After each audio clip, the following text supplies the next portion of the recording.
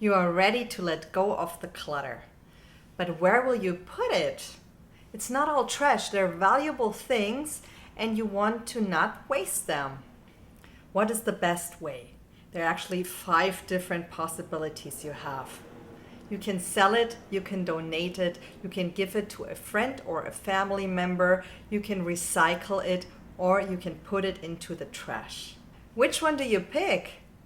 You have maybe hundreds of items that you decluttered and that you are planning to declutter, and each item needs one of those decisions. Those are a lot of decisions. If these questions make your head buzzing, this video is for you. But first, let me say hi, welcome to Heartfully Done. I'm Katie. I'm a certified KonMari consultant and professional organizer. And helping my clients declutter and then decide where to put the things is my job. So let's jump in. If you have seen any of my other videos before, then you know that I always say you need a strategy, you need a compass, you need to know where you're going before you get started. And that's usually an ideal lifestyle vision, and that's good to have. But before you start decluttering, you also need a strategy on where to put all of the things that you don't want to keep anymore. I recommend thinking about a strategy before you start decluttering, because if you start decluttering first, then everything will pile up in your bedroom or in your hallway or in the trunk of your car, and you don't even know where to bring it. So think about that before, and then you exactly know what to do as soon as you have a pile of decluttered things. So how do you find out what strategy you want to do? First, you need to know your preference for the whole decluttering process. Let me explain. You want to declutter. But how do you want to declutter? So there are 4 different ways to think about. The first way is time. You want to declutter, for example, fast. You say, I want to do it all in 2 months, for example. Or you could also say, I want to do it slowly, bit by bit. It can take up to half a year, or it can take up to 1 year. So fast versus slow. Another preference can be money. Some people would like to earn money by selling the items they declutter, and other people don't care about it. They just want to let go of the things. They don't want any money for it. They might even spend money that the things are picked up faster. The third preference is energy. How easy or how complex do you want to have it? And of course, that also has to do with time and with money. Because if you want it really easy, you might not be selling anything because you want that it's easy. However, if it's a very complex or complicated situation, then it might take longer time.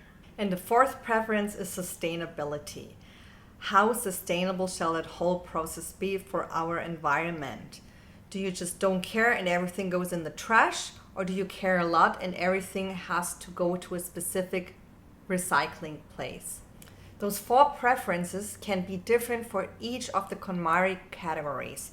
You might pick one thing for clothes, but choose a different strategy for books. So it's not one thing for all, it depends on each of the categories. So what I recommend my clients to make it easier is to not think about everything that you own, but let's think about the first category, clothes, first, and make those decisions, and then we go from there.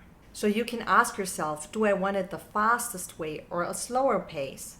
Do I want to save money or spend money? Do I want it simpler or more complicated? And the last questions, do I want to take care of our environment, or is this not my highest priority in that scenario? Fact is that all your belongings are your responsibility. Either you bought them or they were gifted to you and you accepted them. So now they're part of your belongings. So you're responsible for them. This means each thing that leaves your house, it's your job to find out what the new home will be. And if you have many belongings, it means a lot of responsibility. I don't say that to shame you, because it's totally okay to own a lot of things and to be responsible for a lot of things. I just tell you that you're aware that it's like that and that you're just prepared, that this is part of the journey. So there's a range of how you can decide. You can say, oh man, I want it the fastest and the cheapest and the easiest. You know, you take everything and put it out on the curb, and then it will go all into the trash and you're free from all the things, right? That's one extreme. Another extreme is that you say, I want it as sustainable as possible, and I want that I get as much money back for all of the things as possible. So I'm going to sell everything, even if it takes several years. So that's a different extreme. And I think that most people are in between that. Yeah, maybe their ideal thing is, oh, I want to be sustainable and I want to sell everything, I want to make the money back. This is the idea, but this is a very high price because it's the price of your lifetime, and I don't know if you are willing to pay it, and you don't even have to. So if you're settled somewhere in the middle, that's totally okay. So in between those two extremes can mean that you say, I'm going to donate my clothes, and only if I have a few designer items, I try to sell them, because only these will bring me some money and they're worth my time. But it can also mean, if your money is very tight, that you want to try to sell everything. And then I encourage you, try it out. You know, you have to take pictures of everything, put them online, write a description, decide on a price, wait for people to answer you, then schedule a time when they can pick it up, do the payment. So those are a lot of steps. But if you want to try it out, but don't waste your time. If you see, wow, so much time is going by and I didn't get the money back, I could just, you know, get like a little side hustle and earn more money with that than selling my clothes. That's okay too. Do an experiment, and that's fine, whatever you discover for yourself. Another recommendation I want to give you, if you want to be more sustainable to our environment, that you don't put your clothes into the trash, because all of the toxins in the textiles are not good if they end in landfills. But you can bring them to the Goodwill or other charity stores, and often they recycle them for you. And you can also just Google clothes recycling in your area and then bring the clothes there. If you want to donate your clothes and they're still in good shape, you can always, if it's fancier stuff, you can bring it to Dress for Success or other charities. Whichever experiment you want to run, just do it. But think about it before you start decluttering, because that makes life much easier. So now I'm curious, let me know in the comments what your preference is.